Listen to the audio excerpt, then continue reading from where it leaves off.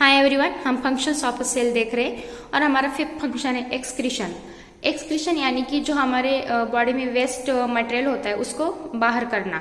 तो जो हमारे बॉडी में सेल होती है, सेल के अंदर कैटेबॉलिज्म होता है। कैटेबॉलिज्म यानी कि हमने पिछले वीडियो में देखा कि जो बड़ा प्रोडक्ट होता है उसके छोटे छोटे प्रोडक्ट्स बनाने, यानी कि जो हमारा प्रोटीन है उसके अमीनो एसिड बनते हैं। उसी तरह से जो हमारी सेल है उसमें जो वेस्ट मटेरियल होता है उसके छोटे मटेरियल्स में कन्वर्जन करती है सेल कैटेबॉलिज्म थ्रू।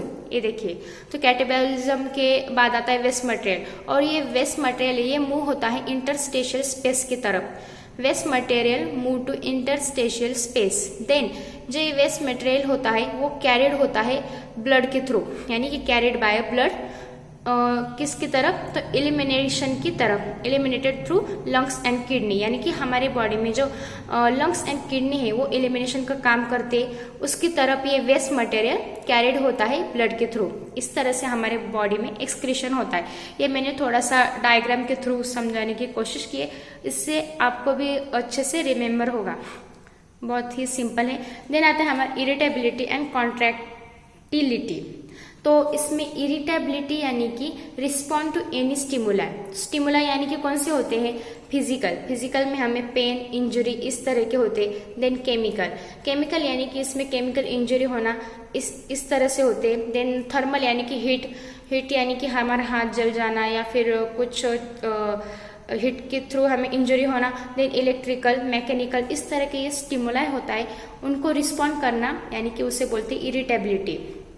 देन आता है कॉन्ट्रैक्टिलिटी यानी कि impulse conduction through nerve cell, यानी कि जो हमारे इम्पल्स के कंडक्शंस होते हैं वो नर्व सेल से हमें पता चलते हैं। देन आता है रिप्रोडक्शन, ये 7वां फंक्शन है, यानी कि सेल से डॉटर सेल तैयार होती है, उसे हम रिप्रोडक्शन बोलते हैं। तो ये रिप्रोडक्शन 2 टाइप्स का होता है। First one is meiosis and second one is mitosis. तो ये हम सिर्फ इन लिस्ट के हम जब इन डिटेल लेंगे तब मियोसिस, माइटोसिस ये सब कुछ अच्छे से लेंगे।